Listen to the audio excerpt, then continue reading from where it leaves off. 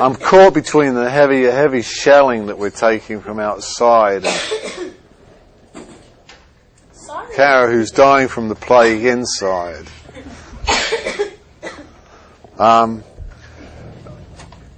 What I intend to do today is go over the 3 problems that were assignment 7.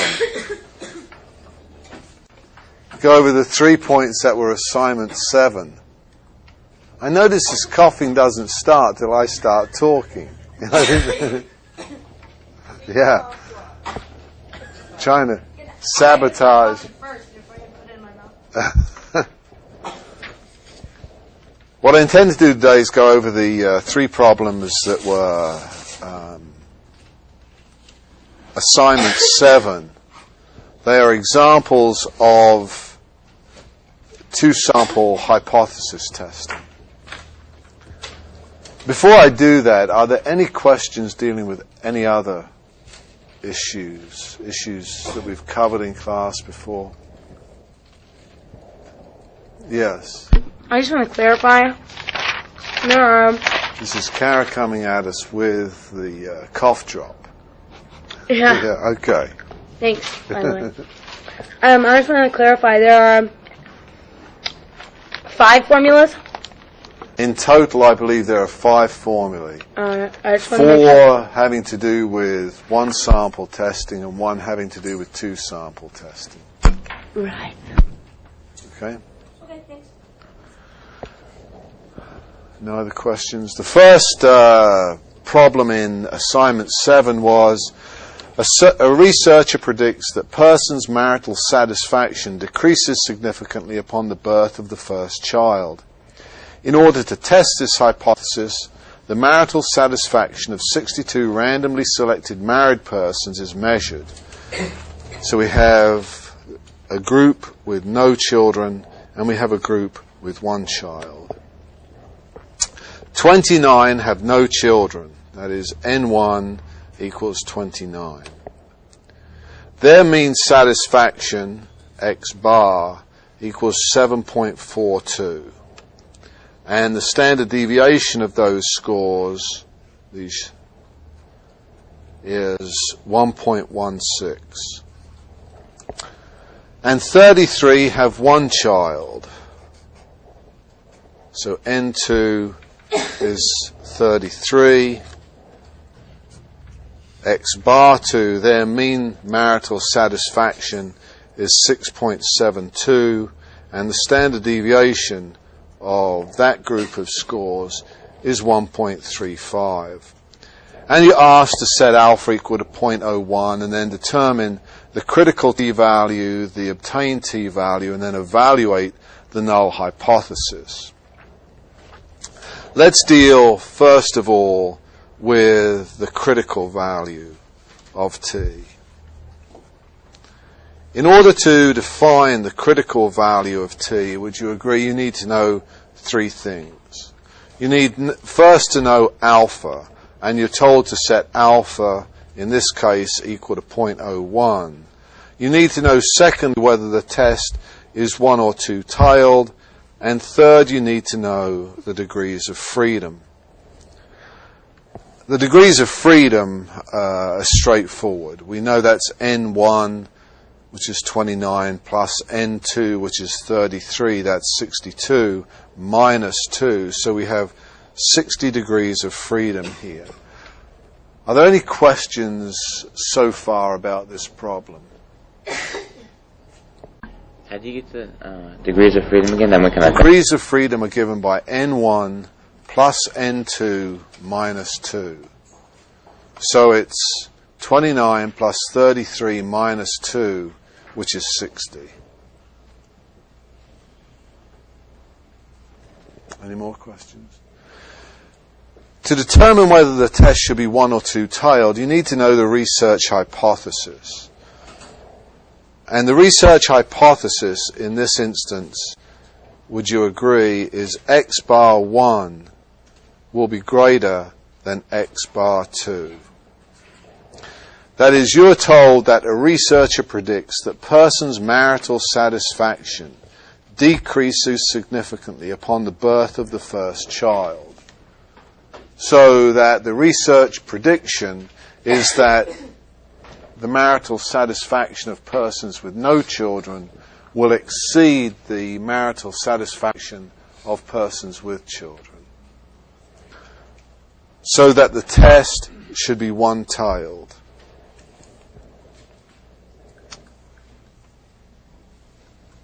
Are there any questions about determination of whether the test is one- or two-tailed? Yes. So, like, whenever it talks about difference, it's one-tailed. I thought it was two. It does. I would agree with you. When it talks about difference, it typically implies that the test should be two-tailed. But this problem doesn't talk about difference. What it says is, a researcher predicts that persons' marital satisfaction decreases significantly upon the birth of the first child.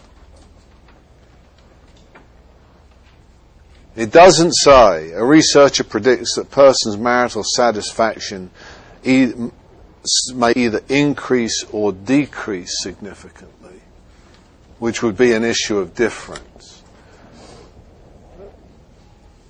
I think it clearly indicates here that the researcher is predicting that people with no children, couples with no children, are more satisfied with their marriage than are people with one child, at least one child.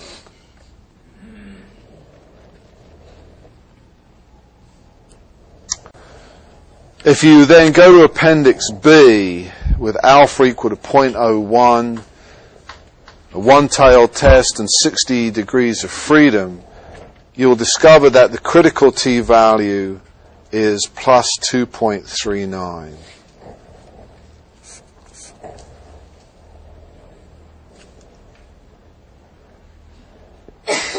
We now have to simply compute. The second step is to compute t obtained or t observed. They must have sent that heavy military equipment back from Iraq, because it sounds like it's right next door. And the general formula is x bar 1 minus x bar 2 divided by the square root of S1 squared divided by N1 minus 1 plus S2 squared divided by N2 minus 1. Well, in the current problem, this translates into x bar 1 is 7.42, x bar 2 is 6.72, S1 is 1.16, you need to square that. N1 is 29, S2 is 1.35, and you have to square that, and then N2 is 33. So that I believe this translates to, this equals 7.42 minus 6.72 divided by the square root of 1.16 squared divided by 28 plus 1.35 squared divided by 32. Are there any questions about the general formula or moving from the general formula to this specific instance?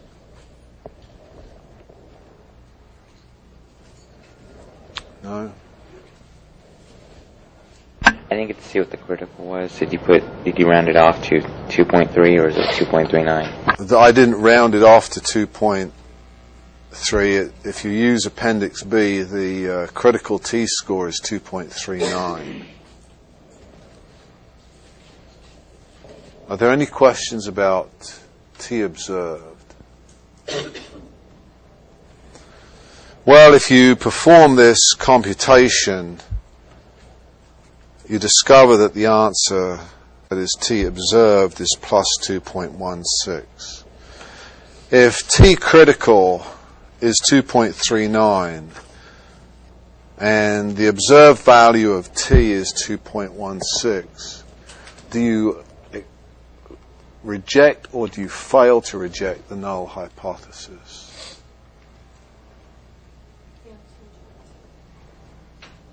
One brave soul says fail to reject.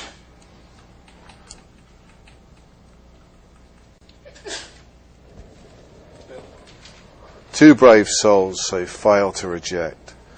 You fail to reject the null hypothesis. You're in this situation that we've talked of any number of times. You've established some critical region.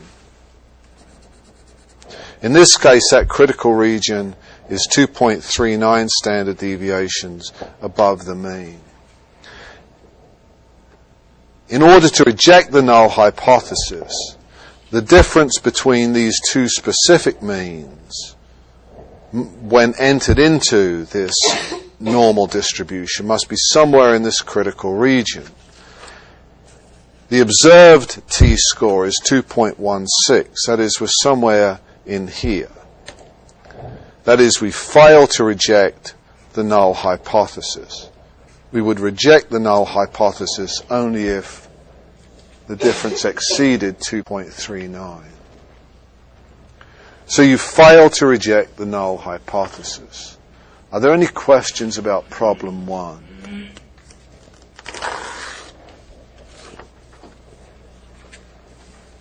No?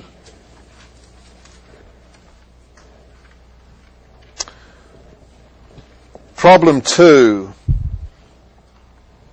then, a researcher predicts that male members of an organization earn significantly more than female members. Let me ask, is the test 1 or 2 tiled?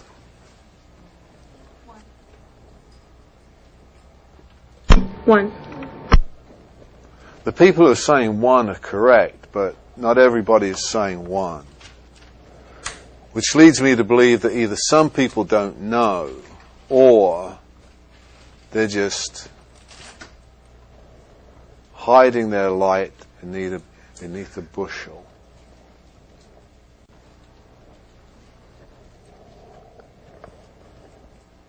Is there anybody who is in the first category? That is, I don't know, but I'm hoping a miracle happens between now and the third exam.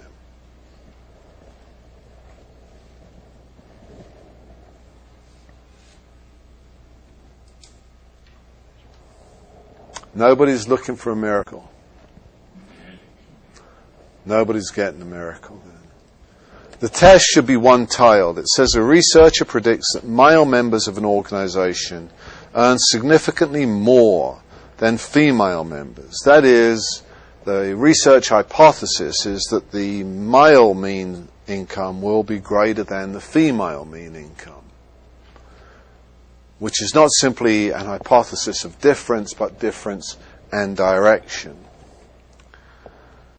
In order to test this hypothesis, the researcher measures the annual income of 32 randomly selected organization members. We have males, and we have females. 17 of the members are male. That is, N1 equals 17. And we discover that 15 are female. N2 is 15. X bar 1, the average income of the males, is $29,324. The average approximate average salary of a full professor at the University of Houston. And the mean income of the female employees in the sample, that is X bar 2, is $28,191. The standard deviation of the male scores is $1,743, and the standard deviation of the female scores is $3,384.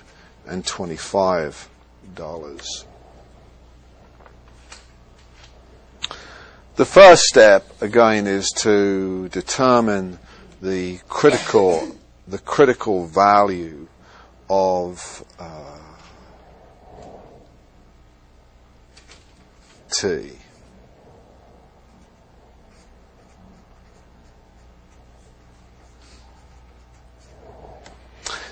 We've agreed, you're told that alpha is 0.05. We've agreed that this test should be one-tailed.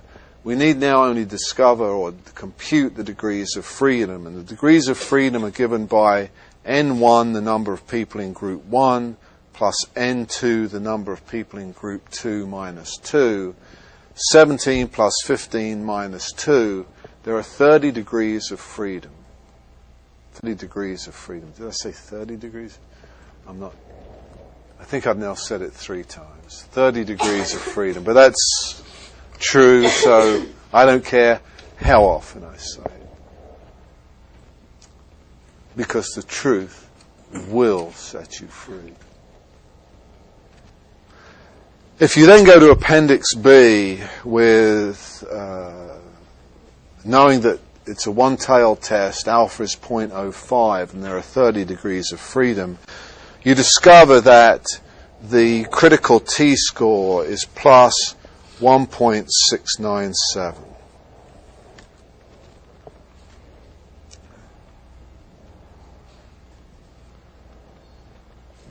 We need now to compute the observed or obtained t-score. And that is given by X bar 1, which is $29,324, minus X bar 2, which is $28,191, divided by the square root of S1, 1743, squared, divided by N1 minus 1, which is 16, plus S2, 3325, squared, divided by N2 minus 1, which is 14. Are there any questions about getting to this point in the computation of the observed value of T?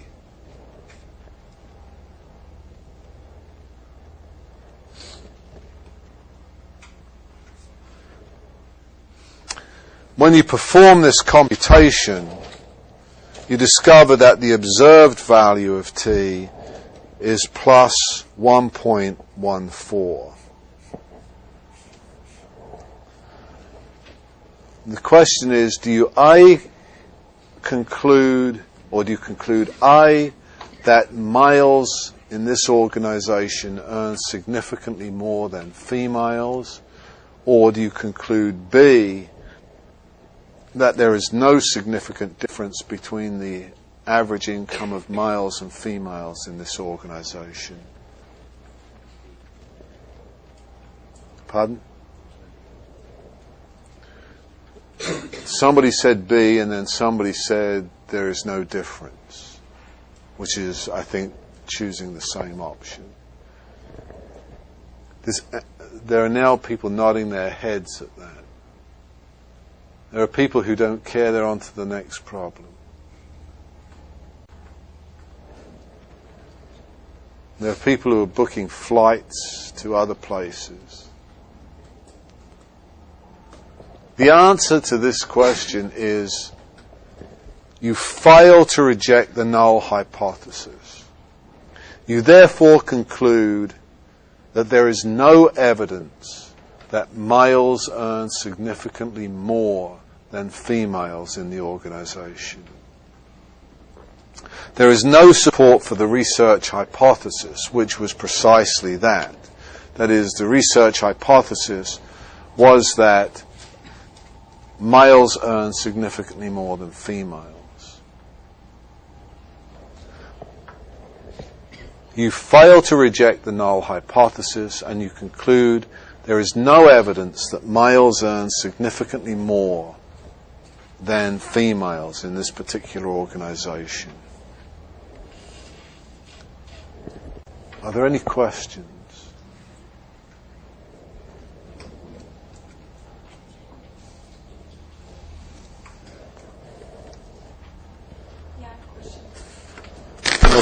Keep it to yourself.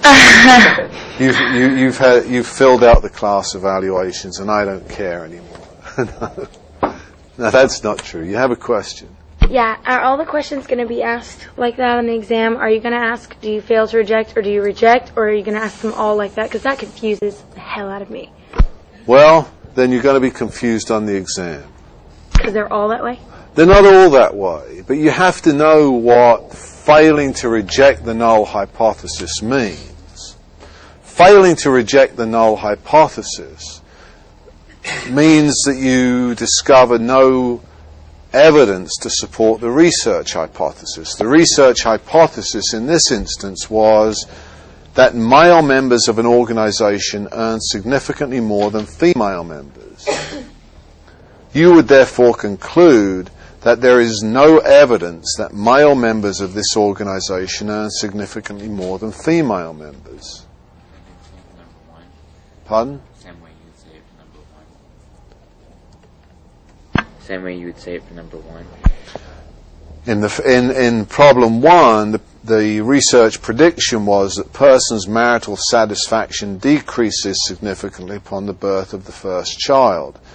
If you fail to reject the null hypothesis, what you're saying is you find no evidence that persons' marital satisfaction decreases significantly upon the birth of the first child. Failing to reject the null hypothesis means that you find no evidence of significant difference. Then why don't they just say that? Because they don't. Because you don't want them to. Because you don't. You and I test hypotheses. We do so in specific contexts. We test whether others love us sufficiently for us to propose marriage. We test whether others like us sufficiently for us to propose a date. We test all sorts of hypotheses. And we do so in real circumstances, so that we make conclusions that are embedded in those real circumstances. He or she doesn't love me enough for me to propose marriage. And that's all that I'm suggesting here, is that when you fail to reject the null hypothesis, you have found, in general, you have found no support. Well, let me go back a step. In the general case, I don't mean, when I said in general, I don't mean most of the time. I mean, in the general case, when one fails to reject the null hypothesis, one has found no support for the research hypothesis. Well, the research hypothesis in problem one was that person's marital satisfaction decreases significantly upon the birth of the first child. If you have found no evidence to support that claim, then, that is, you fail to reject the null hypothesis, then you have concluded that there is no evidence to suppose that person's marital satisfaction decreases significantly upon the birth of the first child. In contrast, if you were to reject the null hypothesis, you would do so because you had found support for the research hypothesis. And in this instance, you would then conclude that there is evidence to support the notion that person's marital satisfaction does in fact decrease significantly upon the birth of the first child. Yes. Okay, so the short of it is, if you fail to reject, that means you disagree with the hypothesis that's stated in the problem. Yes. I don't think so. That's much easier. Perhaps if that works, that works. But that's fine. Are there any other questions? Let me then leave the third problem for you to go over yourselves. I will tell you that in the third problem you reject the null hypothesis. So as long as, in fact, let me give you the critical t-value and the observed t-value and so on. The critical t-value is plus 1.658. And the observed or obtained t-value is 6.41.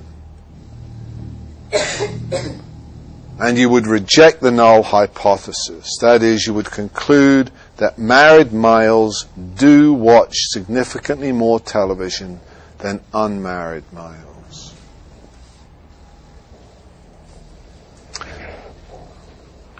Are there any questions about any of the material that we've covered that will be on the third exam? Yes. Okay, well, I think I almost got it, but the one or two tailed thing is with the t values, it's different than the z values. Like whether you would pick according to the words one or two tailed.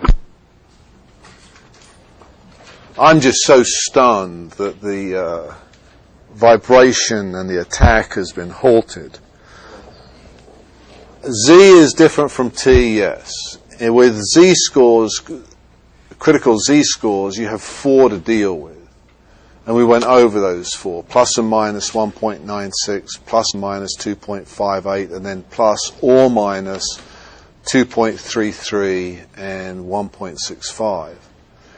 T scores change as a function of degrees, as a function not simply of alpha and the number of tails. They change as a function of degrees of freedom. So every problem is likely to generate a unique critical value of T. But that you discover from Appendix B.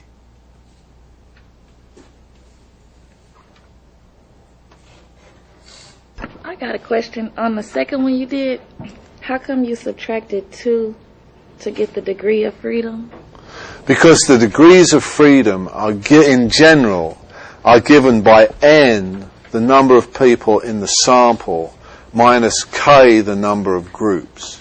Here it would be n, the number of people in the sample, minus 2.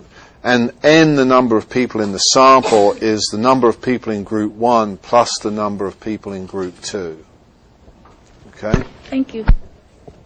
Are there any other questions?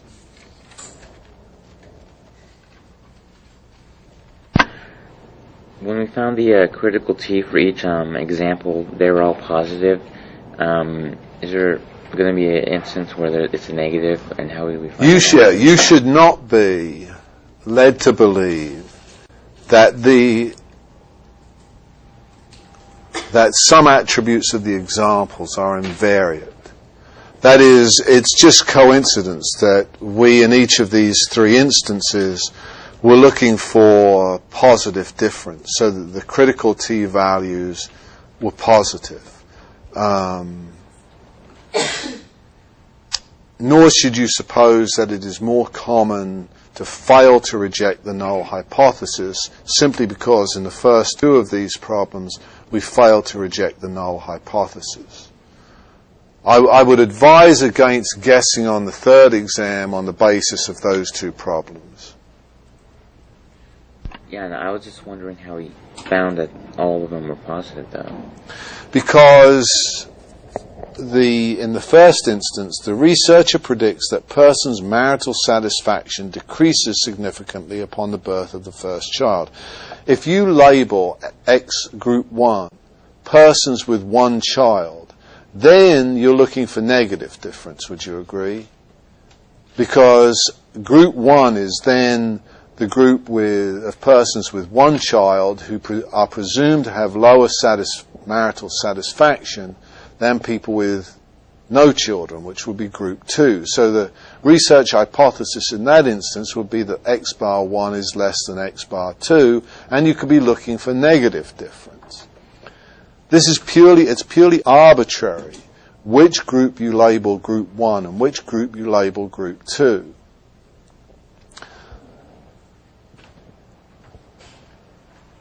But having labeled a group 1, and typically you label the group that is presented first to you, and the group that's presented first to you here is the group with no children. Having labeled a group 1, you must then be consistent in that logic. Are there any other questions? Do we need a copy of Appendix B for this exam, or?